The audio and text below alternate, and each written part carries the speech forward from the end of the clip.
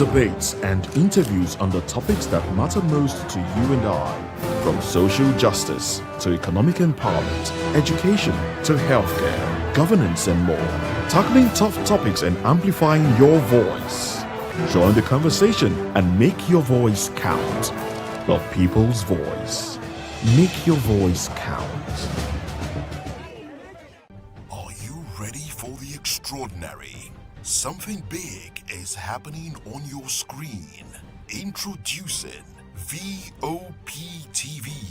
Now streaming on SLTV channel 264. From breaking news to captivating conversations, news analysis, giving you all sides to the story. We break in-depth discussions on the issues that matter, from politics to sports, entertainment, and lifestyle. VOP TV on SLTV channel 264. Join us as we redefine what television means to you. Voice of the People Television. VOP TV. Now you have more than a voice.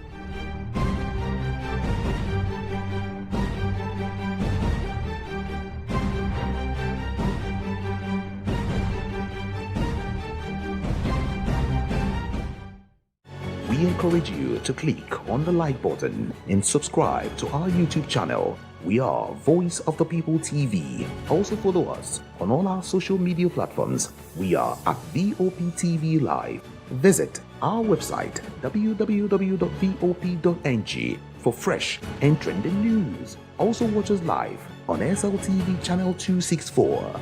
VOP TV, Voice of the People Television. In a world where power shifts with every headline. In a nation full of questions. In a world filled with noise, the truth needs a voice. The policies that shapes our world and the economy that determines our future. Every hour, every day, the grapevine keeps buzzing. And together, we are committed to telling the stories that shape our world because your voice is our focus. Don't forget, our voice matters the most. Let us come together and share our concerns.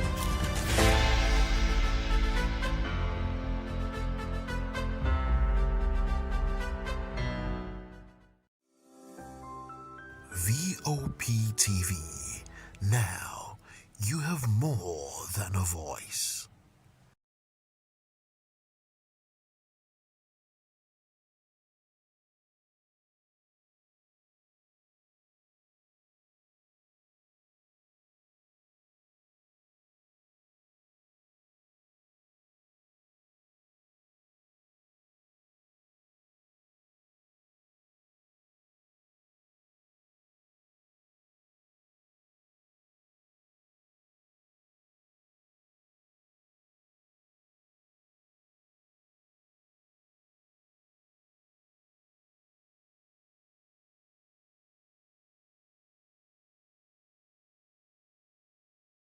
We encourage you to click on the like button and subscribe to our YouTube channel. We are Voice of the People TV. Also follow us on all our social media platforms. We are at VOP TV Live. Visit our website www.vop.ng for fresh and trending news. Also watch us live on SLTV channel 264.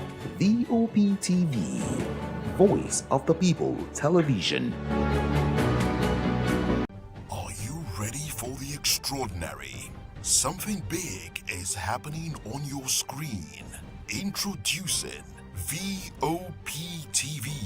Now streaming on SLTV channel 264. From breaking news to captivating conversations, news analysis, giving you all sides to the story. We break in-depth discussions on the issues that matter, from politics to sports, entertainment, and lifestyle. VOP TV on SLTV channel 264. Join us as we redefine what television means to you. Voice of the People Television. VOP TV. Now you have more than a voice.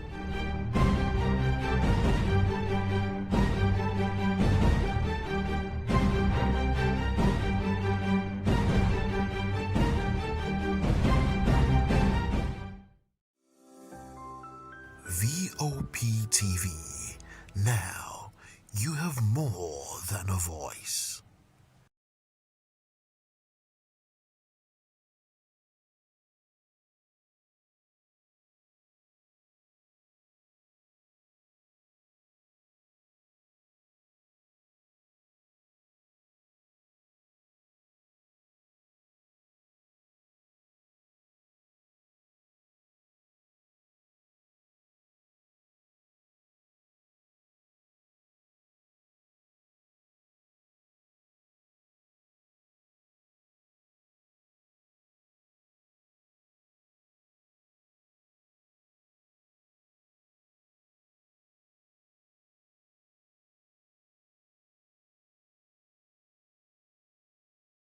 A nation full of questions.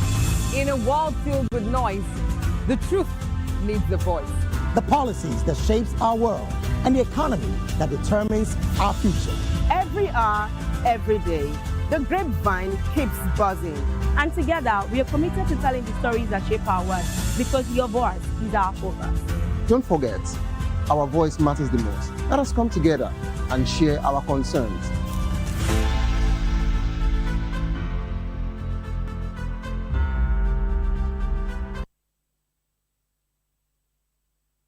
VOP TV. Keep watching, stay tuned, do not touch that dial. My name is Made Kuti and you're watching VOP TV. Keep watching. Welcome, my name is Zika Davis. Distinguished ladies and gentlemen, boys, viewers, everybody, boys and girls.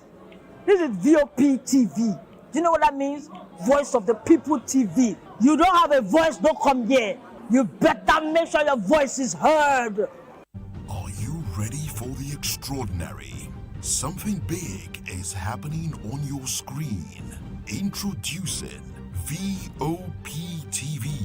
Now streaming on SLTV channel 264. From breaking news to captivating conversations, news analysis, giving you all sides to the story. We break in-depth discussions on the issues that matter, from politics to sports, entertainment, and lifestyle. VOP TV on SLTV channel 264. Join us as we redefine what television means to you. Voice of the People Television, VOP TV. Now you have more than a voice.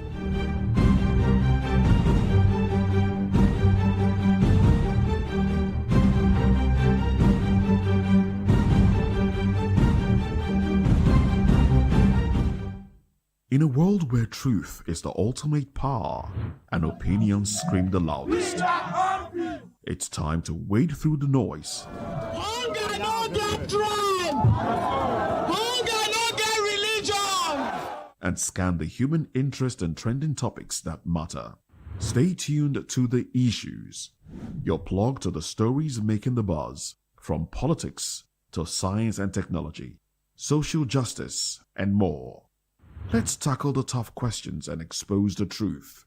The Issues on Voice of the People Television. Don't just react, understand. Do you want your voice to be heard? Do you know that you matter in the scheme of things? The People's Voice, the show where ordinary citizens take center stage as we discuss the biggest stories that affect you and I. With you in mind, we facilitate lively discussions, debates, and interviews on the topics that matter most to you and I, from social justice to economic empowerment, education to healthcare, governance, and more, tackling tough topics and amplifying your voice.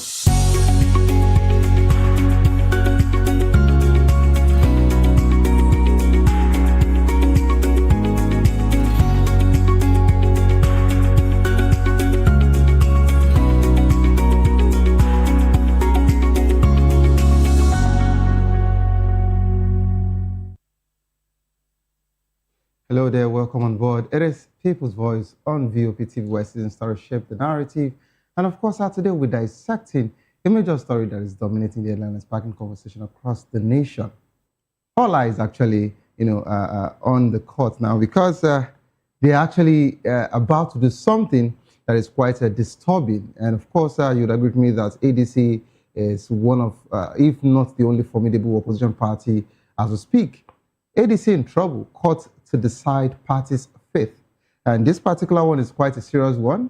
This is about deregistering and registering of political parties. And I believe you understand this particular situation. And of course, we've all been following the story. But of course, we'll be talking about this conversation shortly. And for now, we don't actually know what's going to happen to the ADC. Join the conversation with experts and scientists in perspective. Share your thoughts with us. I am Xavier Udo. Let's look into other news stories with details. Electoral reform, let people's will prevail. Former Senator Bassi Enshaw has urged the National Assembly to pass the INEC Amendment Bill, making electronic transmission of election results mandatory, citing the need for transparency and credibility.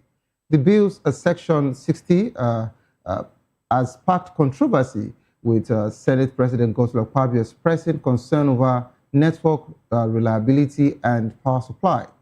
Ensure argues that the Senate should prioritize the people's wishes, leaving implementation to INEC. It notes that India, with a much larger voting population, successfully uses technology for elections. The National Assembly should focus on passing laws, not taking on INEC's responsibilities, Ensure advises.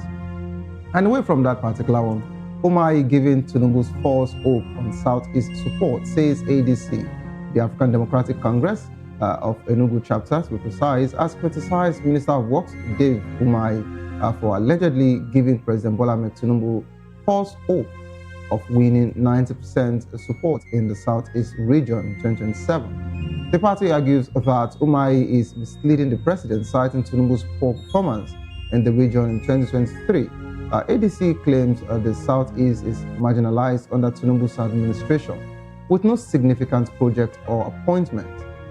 They point out the Igbo land lacks rail lines and has deactivated passport machines, forcing residents to rely on Abuja.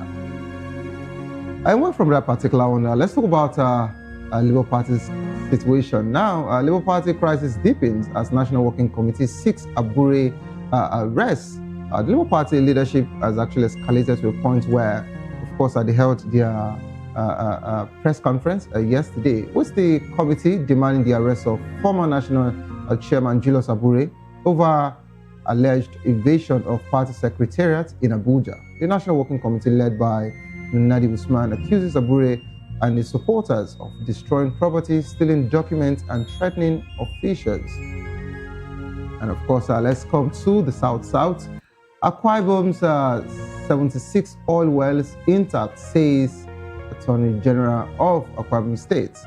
Oko Udom insists the state's 76 oil wells are still intact, contrary to reports that they may be returned to Cross River State. Udom attributes the speculation to a draft report submitted to the Revenue Mobilization Allocation and Fiscal Commission, emphasizing that no decision has been made. He cites two Supreme Court judgments in favor of Akwa Ibom State, stating that Cross River's claim over the oil-rich territory has been dismissed. Udom warned that any attempts to alter the Supreme Court's judgment would be unconstitutional and null.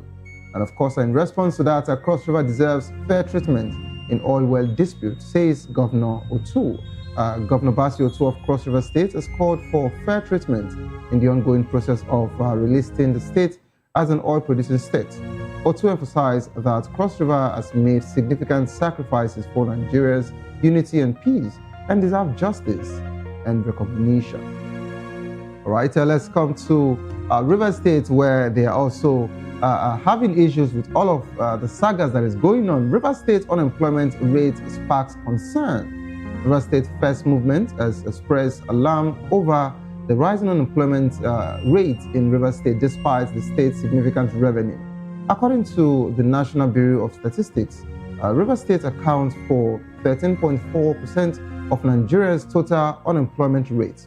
RFM Director General Muboye Nangi Obi criticized the government's inability to address the issue, stating that the state's wealth has been catalyzed by a few individuals, leaving residents in poverty.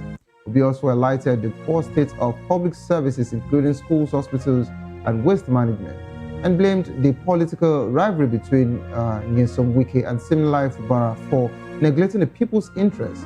The group is also calling for independent investigation and, of course, audits of state's financial transactions from May 2015 to January 2026, demanding transparency and accountability.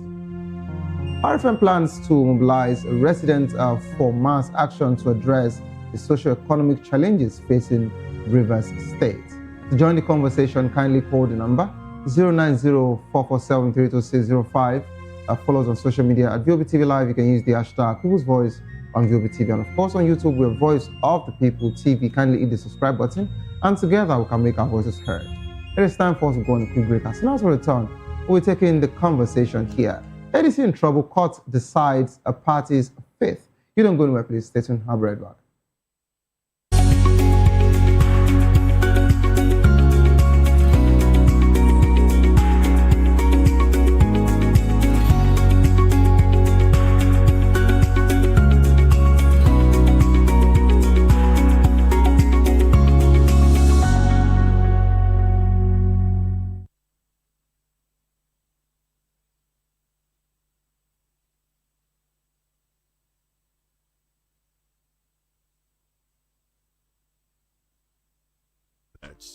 awards, the razzmatazz, music, fashion, interviews, and more. Spotlight on Voice of the People Television. Let's feed you with all the juicy stories in the global entertainment space, bringing you the glitz and glamour as it is hot. Stay tuned to Spotlight, 1 p.m. Monday to Friday. Spotlight on VOP TV. Entertainment like never before.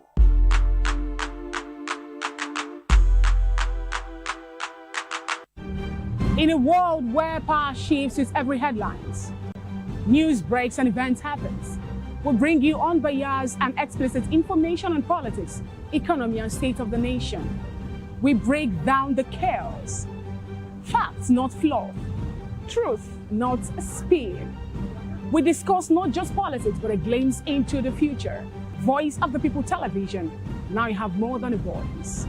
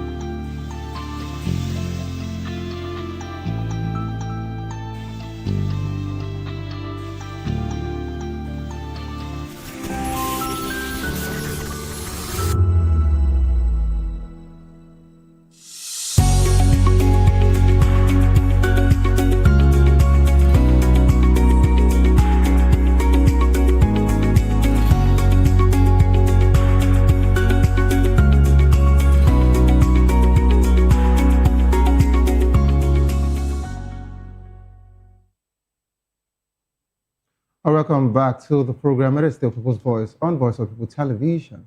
The Federal High Court in Abuja has scheduled February 24, 2026 to hear a suit seeking the deregistering of African Democratic Congress and several other political parties over alleged constitutional violations. The case instituted by the Incorporated Trustees of the National Forum of Former Legislators claims the party failed to meet minimum electoral performance benchmark. The plaintiff argues that INEC has failed to enforce constitutional standards, allowing parties that haven't secured elective positions or obtained 25% of votes in presidential election to remain registered. The court will determine whether INEC must deregister these parties. The affected parties include ADC, Accord Party, Zenith Labour Party, and Action Alliance. If deregistered, they won't participate in the 2027 general elections unless they comply with constitutional requirements. This is quite a very serious one there. Joining us from Abuja, we have Mr. Liberty Wilson, a lawyer, author, and of course a public affairs analyst. Good afternoon, Mr. Liberty.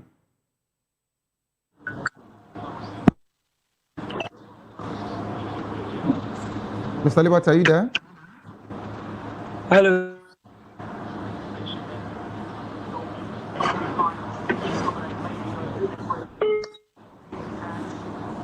Okay, I think we're having a network glitch there.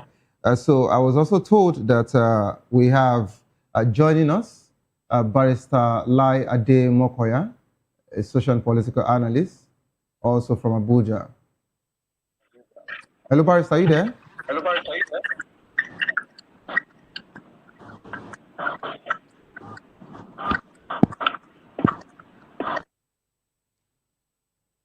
Okay, Mr. Liberty Wilson. Yes, quite a clear. With you, sir. All right, welcome on board. Good afternoon to you. Good afternoon, listeners. Good afternoon, Mr. Sergio. Good to be here today again. Okay, quickly, I'd like us to take it up from the INEC situation. You know, talking about parties registration, of course, the registration. Should INEC have deregistered the affected parties earlier? considering their poor electoral performance, or is INEC actually in line with, of course, knowing fully well that these parties are actually making, waves? And not only that, you'd agree with me that aside from every other party that has been listed, ADC happens to be one of the parties that has even tried, to an extent in some states, and of course, looking like a formidable opposition party. Do you think that INEC should have done this earlier, or INEC can still do, this particular session as regards to this registering the ADC? Thank you so much. I'm glad to be here, just as I mentioned earlier. Though from our topic today, a legal matter than it is a political matter. Meanwhile, it is Nigeria. So even if, I have somebody in my village who is suffering from infertility, it is common for Nigerians to look at the political undertone of every misfortune, political undertone of every assertion, and political undertone of every move, I will rely on this concept and this philosophy that we have adopted as Nigerians over time to lay a foundation for this discourse, knowing fully well that today's matter is purely legal in nature and in character. I will start by asserting that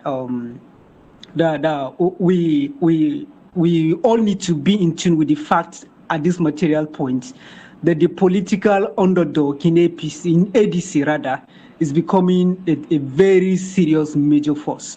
For example, let's say it was a third force, we refer to it like that, but then it's becoming a very serious force.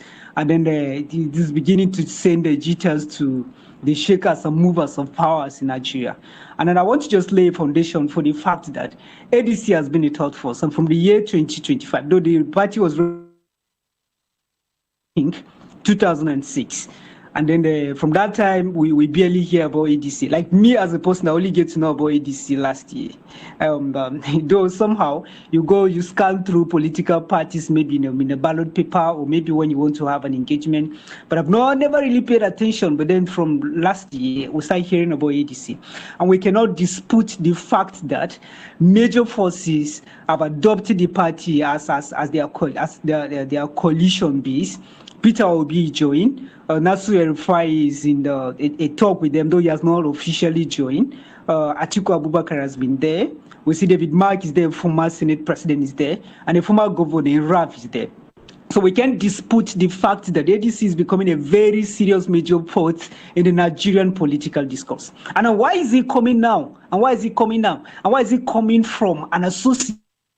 It doesn't even have a local standing, which we'll discuss later. I'm glad a lawyer is here. So we'll have a massive discussion that I'll be considering the proprietary of this particular Nigerian form of formal legislation.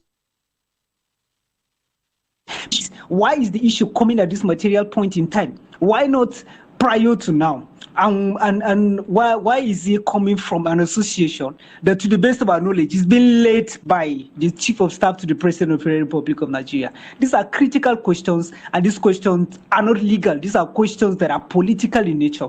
And then for us to be able to approach this matter holistically, let me lay a foundation by the fact that we shouldn't forget that ADC is a third force and is becoming so powerful now for even the supposed the APC that have over 100 million registered voters. So it is very important to really pay attention to the political undertone of this discourse. All right, thank you so much, Mr. Wilson. I was waiting for you to actually, talk about the situation of you saying you started hearing of ADC last year. ADC has been existing, maybe, I think it was from around 2005, and between 25 and 6, yes. So, but of course, I understand that some people are just, getting to know ADC now. But do you think that this particular move is politically motivated? Just like you asked, or just like, while you were making your assertions, you said that why now, when the heavyweights in the political space have actually adopted the party, as the only option for a formidable, opposition party. But now, it looks like some people are, awakened, to look at ADC to say, oh, we have to register this party, knowing fully well the implication that comes with it. If ADC is deregistered, it means that the likes of Atiku Abubakar, the likes of Peter Obi, Amechi, for everyone who actually said, oh, they want to compete or, of course, go head-to-head with the APC, in the 2027, they won't have any political party, to stand on. PDP is actually going through a lot, which happens to be your party, and of course, Labour Party is also still, trying to get their feet, solid. So, do you think that this is politically motivated, or ADC actually, were wrong by not doing what is right as regards to following, the right way? And of course, trying to see how to build their party. The clause we have there is either they have a 25%, vote in any elections, to be precise, or presently, I think for presidential elections, okay, they were to have 25% vote. It is either they have 25% vote, or of course, they were meant to have a proper constitutional standards. And now INEC didn't remove them, and INEC didn't also remove some other political parties. But if ADC has actually survived since 2005, 2006 till date, why now? Do you think that all of these situations are politically motivated? Thank you so much for this question, Mr. Savio. Though I've laid a foundation earlier, that I was going to approach this matter from a legal perspective. Which I want you to do. Which I want you to do. Yeah, yes. Okay, at the moment. Yeah, just respond to my question, then you can go legal now, please. All right. Thank you so much. Fundamentally, I want to draw your attention and attention of our listeners that this Nigerian or National Forum of Former Legislators convened or had a summit or a convention by January just this year. And in that same convention, they unanimously endorsed President Bola Ahmed Tinubu for the second time in 2027. This is an aspect I want us to look at. And these are factors that are incidental to the political undertone of this discourse we are making at the moment. This is number one. So, mind you again, this National or Nigerian Forum of Former Legislators and the summit that they had just this year, January, was convened by the president, by the chief of staff to the president of the Federal Republic of Nigeria, in person of Femi Bajabiamila, former speaker to the House Representative. So these are critical issues that, to me, portray this move as purely political in nature. This particular forum endorses President Ahmed Tinubu for second term. And this particular forum is being headed or being led or somehow being sponsored by the Chief of Staff to the President of the Federal Republic of Nigeria. Now, coming to the other side of your question, we cannot, by whatever way, dispute or overrule the fact that there are legal issues arising from this particular entire process. But then I want to lay a foundation to the fact that in law there is what they call locus standi. Locus standi literally means a legal capacity of a party to institute an action. And then what the court determine, or what the court looks at in determining a locus standi, is if a party instituting the action have suffered a particular injury or a specific injury. Mr. Savio, emphasis on the word specific. Now, if we're going to talk about question of locus standi and begin to bring in NFFL in this matter, what specific injury have they suffered as a forum or as an association of former legislators? What specific injury have they suffered to really warrant them a locus standi to call out INEC to register this political party? These are critical legal questions, and of course, I can't wait for February to really listen to. But then, this is not disputing the fact that the Constitution of the Federal Republic of Nigeria, the Constitution, I think the Fourth Alteration Act, I think Section 255A of the Fourth Alteration Act of the Constitution of the Federal Republic of Nigeria, provide for 3 instances why a political party can be deregistered. Number one is if there is an incompliance with the registration procedures. For example, if the registration provided... Okay, Mr. Wilson, I'd like you to hold your thoughts. We have a caller. Hello. Hello, this is Aina on the line. Aina, how are you doing? I'm doing fine. It's been a while. How was the day? Thank you very much. Well. Please go ahead. Now, let us start with ADC. Okay. Well, looking at Nigeria, can I ask Nigerians to vote for anybody in ADC? Question number one. When I look at them, they have all governed this country. They've held various leadership positions in this country and left us empty. What knowledge do they have to bring again when we have tested them and seen they have nothing to offer? They are now coming back to cajole us again.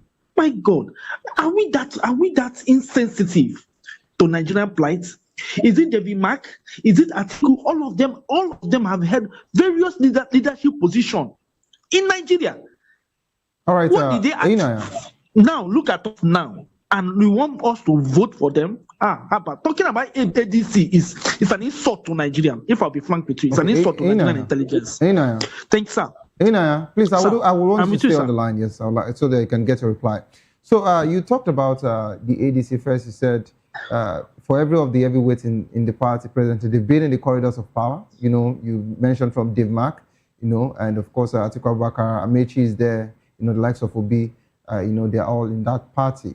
And I would have loved to ask you, which party do you think should actually, you know, come in as maybe an alternative?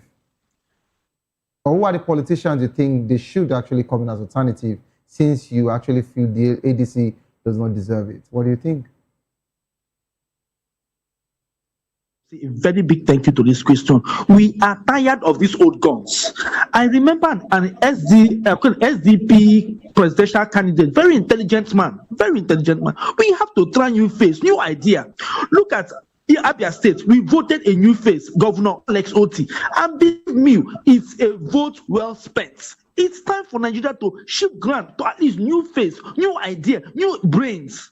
We are tired of these old cargoes, and please, they are taking us nowhere than recycling their failure to the present world. And we can't go back again. We have to go forward. So that's my answer to that question. So what you are saying is you just want you want the ADC, which party? I think the SDP guy, is that your political party now? Is that what you want? Inaya? Okay. I think I will just have to go on from there. Mr. Wilson. Yes, sir, I'm with you. All right, so Inaya is having issues with the ADC, of course.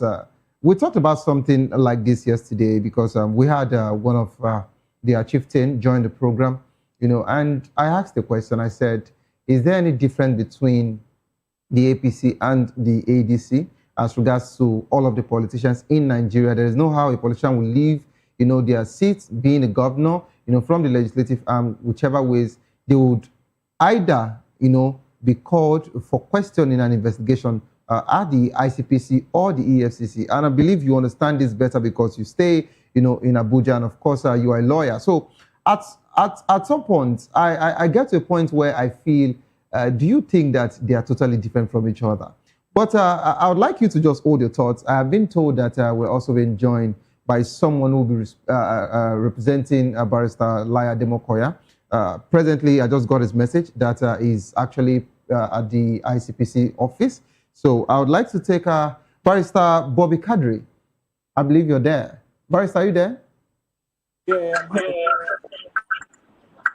hello? Good afternoon. Yeah, good to have you on the program. My name is Bobby Kadri. Okay, joining us also from Abuja. Thank you for joining the program. I believe you've been following the program, right? Yes, I have actually. Okay, so as soon as I'm done with Mr. Wilson, I'll be coming to you to get your thoughts on this conversation. Oh, very well done. All right, thank you. So, Mr. Wilson, please go ahead.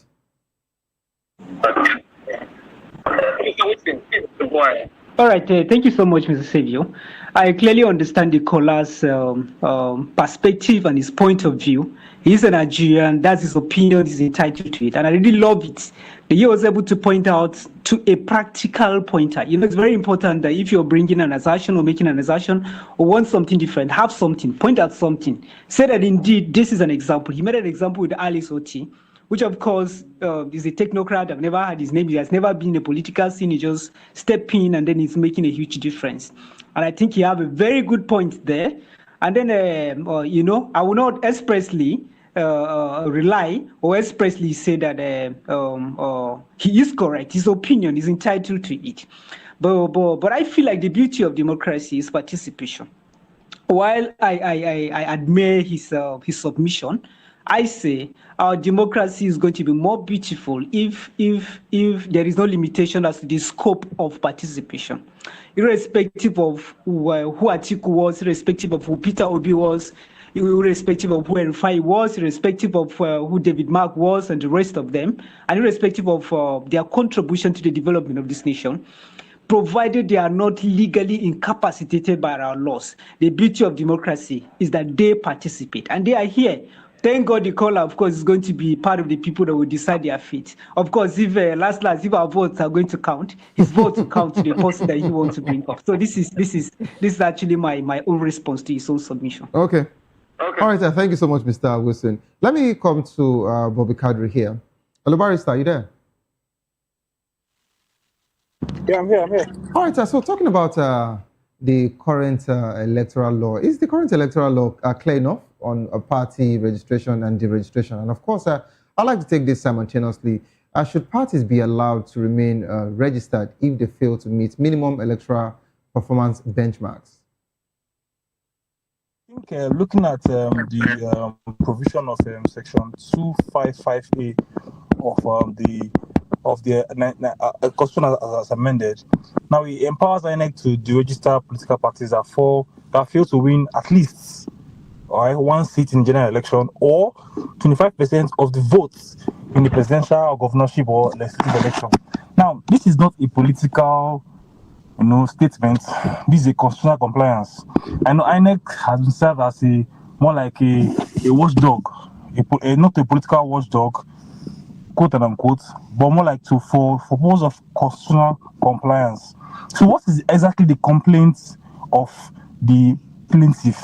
Their complaint that INEC has been too lenient or has failed to enforce the constitution by allowing non-performing parties to remain registered. All right, so it's more like should they be there? I want to look at the parties in question. We have Accord Party, all right. We have Zenith Labour Party, and we have ADC. Now, a glossary look at these political parties will show you that these parties have been in power, have been registered for 6 to 15 years. Now, let's look at a party like Action Alliance. Now, Action Alliance was founded in 2010. All right. Then Zenith Labour Party was founded in 2018. Accord Party was founded in 2010. While a party like ADC was founded in 2005. That's 21 years ago. So these parties are fairly old parties, but have they been compliant with the position of the constitution? If you want to speak literally speaking, no, they have not been compliant. And the fact whether this statement whether they are being funded by or being pushed by whoever, a political person or whatever, the issue is that the question is that they have a local standard. All right, so we are lawyers here, and we do things without emotion. So we're speaking from law and facts. Right, so plaintiffs in question have the locals go to INEC and say, okay, these parties have not complied. So why allow them to participate in the election? They should register and be registered again. So I feel, in my own humble opinion, that in as much as the difference between morality and law, right? So morally speaking, you can say that okay, maybe there's no proof. Maybe that they have been pushed by any political person and also whatever might be wrong. But legally speaking, you have the local standard, and if it's found that these political parties have not met the standard, the requirements by the law, they should not be allowed to participate in the election. That's my humble thought on this actually. All right, Mr. Bobby, when you use the word, of course, I know the two gentlemen I have here today are lawyers, and you people don't, you don't care about emotions. Not because you don't care, but of course you rather talk about facts and figures instead of talking through emotions. But when you use the word, they should be deregistered and let them register again. What's the process like? Do you think it's that easy? Will it be easy? Will they still meet up with the 2027 elections?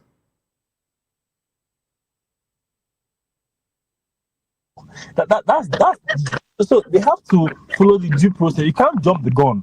All right, so you can't just do things because of the emotion. You could feel like maybe okay, now we have 31 states who are now APC governed states who are supporting, who are backing Tinubu. Okay, now I felt okay, fine, let there be a.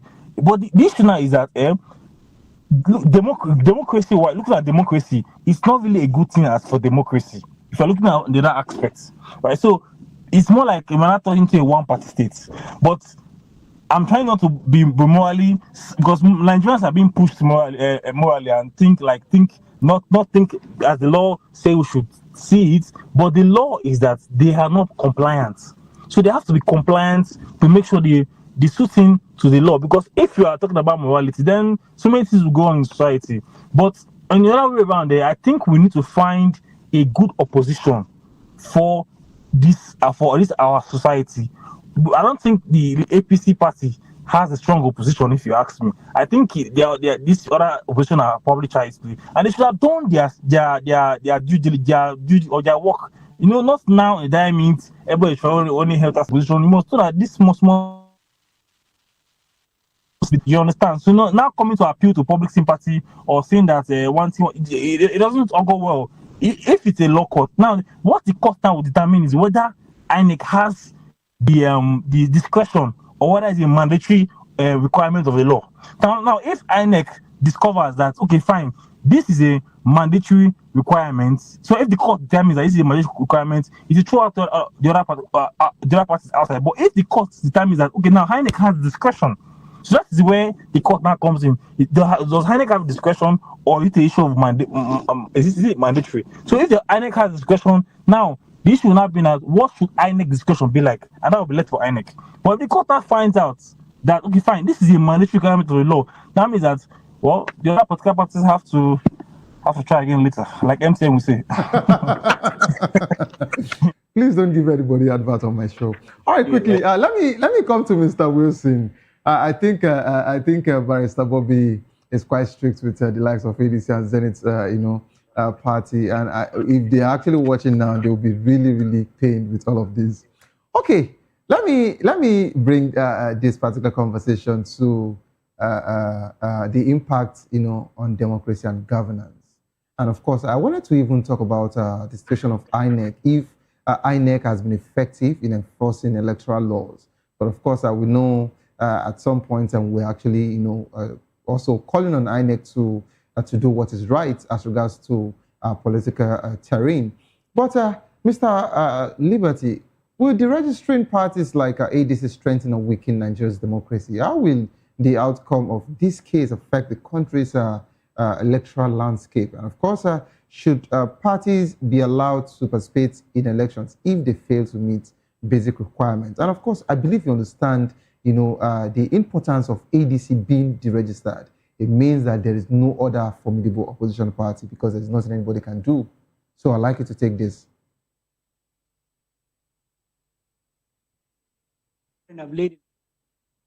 It's important for me to acknowledge that a law is the law, and any non-compliance with the provision of the law, it's a ruthless violation that no democratic society should tolerate.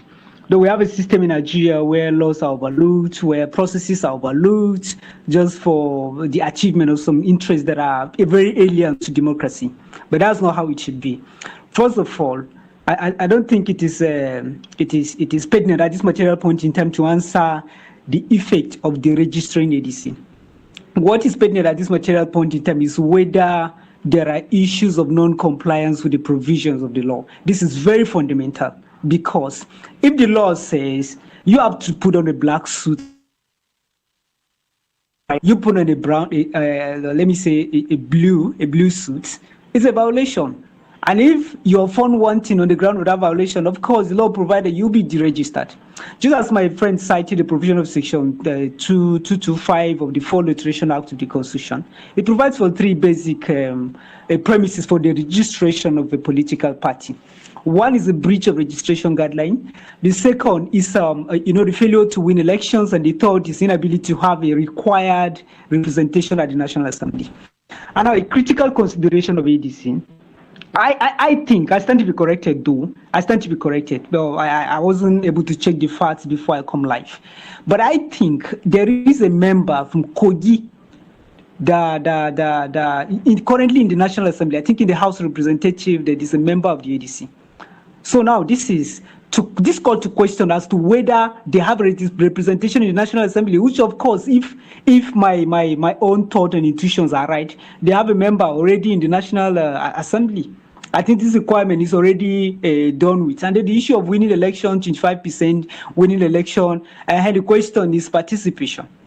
And when we say participation, we are also going to call the question the issues of coalitions, because APC come to be as a result of coalitions. And the coalitions necessary by definition of law must not be that you deregister or you deregister your own political party. It means that you, based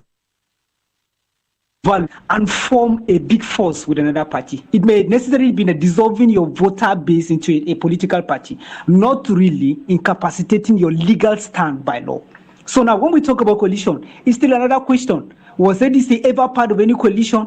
If the question is yes, so how do we separate whether they have 25% of votes or not? So these are questions that I'm very sure I will clearly wait for what lawyers are going to say in court. But if peradventure, or if by any chance, if I am to be one of them, I'm going to argue this is whether this was ever part of a coalition.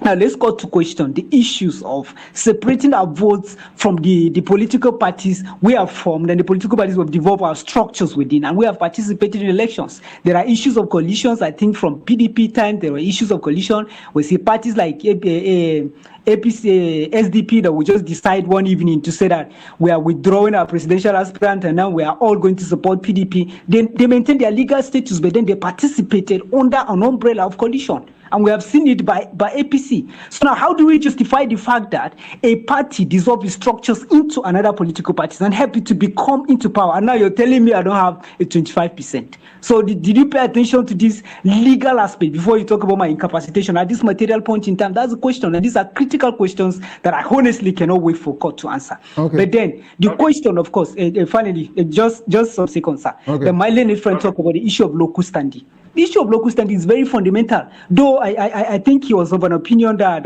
NFL have a locus standi, but by what law? I think I'm privy to see their modus operandi. There is nothing that shows that they would, of course, sue and be sued for a registration of political party. Though they say they tend to promote national unity and democratic values, but there is nothing like that. There is no law that says that if you don't suffer specific injury, you should sue somebody. This particular thing, it would have been like they write to INEC and ask INEC to institute the action. But of course, them going to court, like that, to me, it's actually a legal blunder, honestly. All right, thank you so much, Mr. Liberty Wilson, for that particular, comments as regards to this whole situation. And of course, you and Barrister Bobby Kadri, people are learned. I am only lettered, so I can only write. But of course, the both of you knows the law better. Let me come to Barrister Bobby. Barrister, are you there? All right, I'd like to take your concluding thoughts as regards to the situation.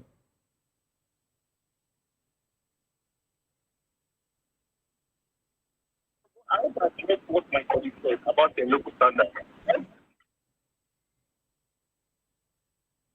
Hello, Barrister. Can you hear me? Can you hear me? Can you hear me? Your voice is quite minute. Yeah, perhaps you can speak. Can you hear me now, I can hear you. I can hear you. And of course, I would also like to add this. Is the current system of party registration and the registration conducive to democratic growth in Nigeria? I'd like you to add that to your concluding thoughts, please. Go ahead. It's not conducive for democracy. All right, it's not. Let's be honest. Okay. Yeah, hello, can you hear me? Can hear you loud and clear. Please go ahead.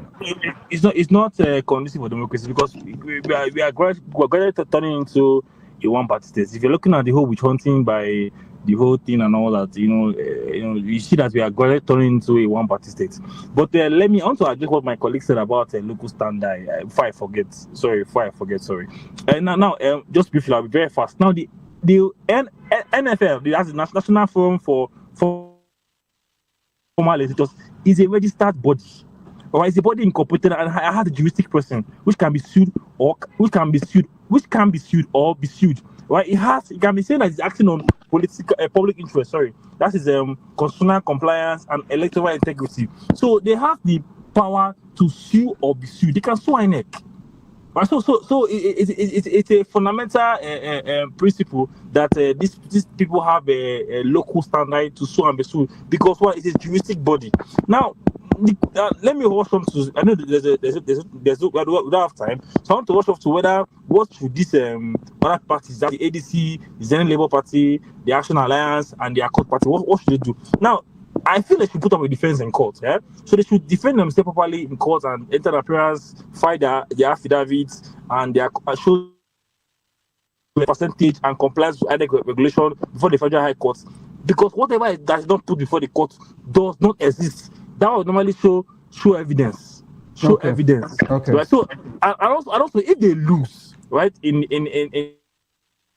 the Supreme Court and seek for stay of execution to remain active pending appeal.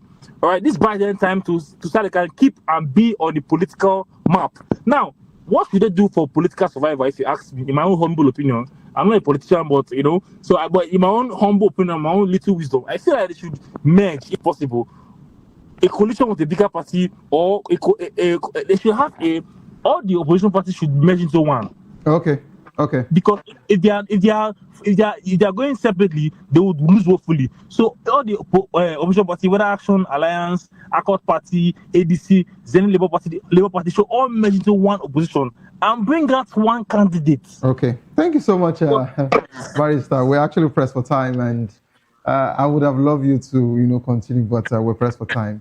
It's so okay. 1 hour is not always enough. But of course, I assure you, I would reach out to Barrister Laya Demokoya to ensure that you join the program, soon again. Thank you so much for being part of the program. Thank you so much. And thank you, Mr. Liberty Wilson, for joining the program. This is how far we can actually go on the show. Don't forget that the views and opinions expressed by our analysts are solely their own and do not reflect that of VOP Media. If you love the world of sports, I'd like you to stay put. Coming up next is a locker room.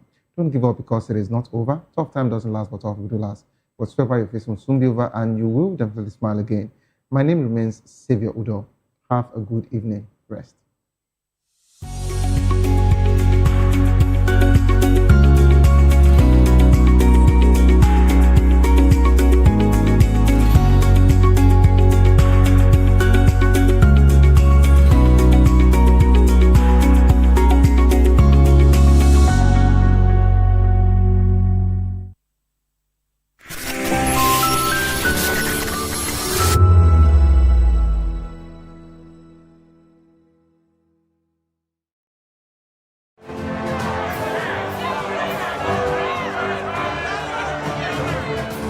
Do you want your voice to be heard? Do you know that you matter in the scheme of things?